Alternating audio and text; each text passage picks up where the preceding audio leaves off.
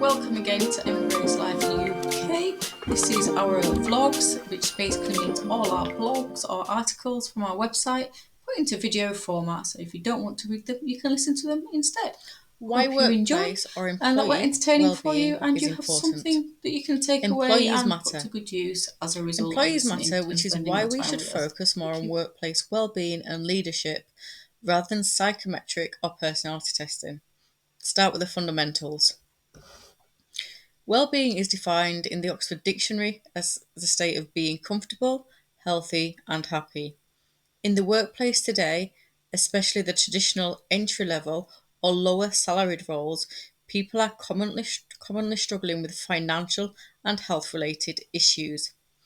Added to this, there is a lack of community and connection, as well as not getting to spend adequate time in rest and recovery or with loved ones.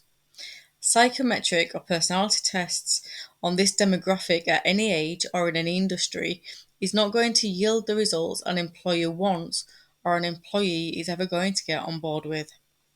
For people who have more time, money, and availability to meet their fundamental needs and are naturally more relaxed, these psychometric or personality tests can feel like a stressor or even irrelevant, and this will skew results. It could also leave a person trying to fit themselves into the results of a test. I have a conversation with organisational psychologist Danny Wareham in our video, which I'll leave links to below, which speaks to this a little bit more.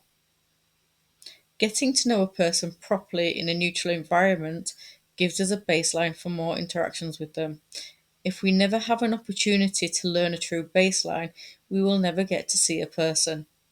Testing is not a neutral feeling activity, therefore, an element of stress is always going to be present and will lead to inaccurate responses. These types of tests are also full of loaded questions with inadequate ways to give an accurate response. What are fundamental needs? Fundamental needs are the needs identified in the bottom tier of Maslow's hierarchy. They are survival needs. When these needs go unmet, they are a threat to our existence and cause us stress. So before we go any further, let's do a quick check on one of yours. So do you notice your behaviour, communication style, and language change when you are tired, worn down and rigid in a routine, disconnected from your friends and your family, your partner, your colleagues?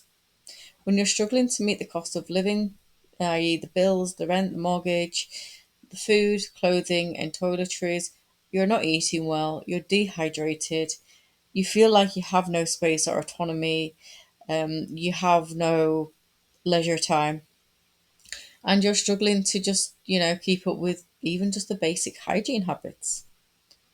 If your answer is yes to any of the above, you could take yourself on a full assessment in the Wellbeing Toolkit, which you can purchase and download from our shop and see where you are operating your day to day from. Are low mood and low morale commonplace in your professional culture? And if so, why do you think that is? So here's a couple of my ideas on what that could mean. So having our work constantly scrutinised, not being able to access support when needed, and the majority of the culture feeling overloaded with excess workloads, for me is something that I've witnessed that really contributes to this being the case. So what effect do you think these things could have on the well-being and productivity of employees? So twice a month, I hold a workshop to explore this in more detail, helping you to understand how you can become more effective as a manager or a leader and an employee. Developing awareness in this way, paired with action, no matter how small, will redefine a business and culture supporting profit and people. Workplace well-being and leadership is a community exercise and a daily practice. Just as eating well and exercising regularly has significant short term and long term health benefits, building up a supportive cultural habits can and will pay off quickly. So, can you do your bit to ensure workplace well-being is more than just an EAP and a tick in the box exercise for a HR? In Maslow's hierarchy of needs, there are nine fundamental needs. And these are sleep, rest and recovery, food, water, shelter, air, security, and privacy. And these come under the first tier of physiological needs. Sleep, or underestimating the role sleep plays in a workplace, can be disastrous. There may be employees not sleeping, which will affect the work culture. Ensuring well-being as a priority can ensure your culture and company reputation stays positive. Sleep doesn't just affect performance in the short term, it can affect people's overall health and well-being in the long term. So let's look at some of the mental health benefits of sleep. So sleep is known to improve problem-solving skills, learning and creativity, and increase mental capacity, which leads to better decision making and profit making progress. So just have a think about your own responses and the changes in your behavior and your decision making based on your tiredness. Does being chronically tired compromise your problem solving capabilities? Does it limit your interactions and outputs? And are you more susceptible to becoming ill or catching a cold or anything along the lines of that? So, moving on to rest and recovery. There are three kinds of rest: there is physical rest, active rest, and mental rest. So, physical rest is resting the physical body for repair and restoration. It is important for physical health and well-being, and when our bodies do not have the opportunities for physical rest, it affects the parasympathetic nervous system, which can and invariably does lead to chronic unseen illnesses, and it lowers immunity. Reducing stress in our environment helps us to gain the physical rest and improves our ability to communicate with people in work. People who do not take physical rest are more prone to stress related issues, and bad decisions based on short term thinking. Active rest, which is the planned intention to do nothing with the aim of giving the brain and body the recovery time it needs. This is simply switching off or doing something we enjoy that does not involve the stress of problem solving or anything that's high activity. So, if you want to test this theory, consider making a medium or long term decision when you feel you are at your most vulnerable. How does that look and feel? Would you be making the same decision if you were well rested?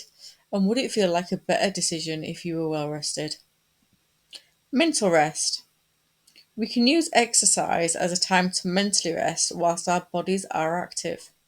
In fact, when gym goers, hikers do exactly that. The welcome distraction and the rest from work allows the brain to reset while the body is gaining the physical health benefit. Rest is important. I shall put some links to some academic research below for you to go and explore that in more detail. Meals and nutrition. Skipping or rushing meals, not staying hydrated contributes to feeling unwell. As a habit, this will affect your capacity to handle stress or to gain resilience. So, do you skip meals, restrict your food, work through lunch? And does this sound like a good, healthy habit for you? On the odd occasion, things happen. We get caught out. It's normal. But if this is or becoming your norm, you could be setting yourself or an environment up to nurture issues. Our ebook, Food Made Easy, supports individuals to coach themselves in food nutrition and meal planning and budgeting. Food and our approach to it matters, and whilst it is a personal choice whether or not we diet, follow restrictive protocols, or the latest fad, our appetite or lack of it and how we feed ourselves affects our sleep, performance, and judgment. So, having appropriate information and support for your employees could be a useful thing to include within an EAP as an inexpensive preventative measure that saves you long term as well. Hunger, malnutrition, and mental health go hand in hand. Diets and restrictive eating patterns can lead to mental health issues, including not feeling able to deal with stress, not sleeping, fatigue, and chronic health problems. And of course, genetics plays a part, as does environment, and how we go about meeting all of our fundamental needs. These things all work together. But access to good information, building healthy boundaries, and workplaces is important. These are all ways of communicating to your employees that they matter to you as humans as well as skilled workers without you having to make much effort. So, part of a healthy, productive workplace culture or any culture is a healthy attitude towards meal times. Meal times are important for providing energy, reducing stress, supporting sleep, and decision making, impacting the way we communicate. They can also involve support team bonding, but this does not mean that you should force people to take part.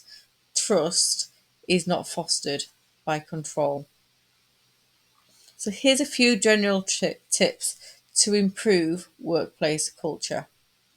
Encourage snack breaks, lunch times, and spend more time in your meetings talking about the habits of self care. Make it normal, but keep a boundary that prevents oversharing. Encourage movement. Walking and a bit more time away from the desk can prevent fatigue and invigorate the mind and body. And find out what people enjoy doing and ensure they have time for that. If a member of your team is struggling, don't make assumptions. Ask if they need or want support. But be genuine. Connection builds trust, but fake connection will destroy it.